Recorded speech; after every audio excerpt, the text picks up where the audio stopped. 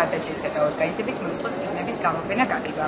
აღნიშნული ღონისძიება, რომელიც ახალ ხასიათის არის, ხელშეუწყობს როგორც ჩვენ შენობაში მყოფ თანამშრომლებს, ასევე მოსულ მოქალაქეებს ფასდაკლებით შეიძინონ სხვადასხვა პროდუქციას.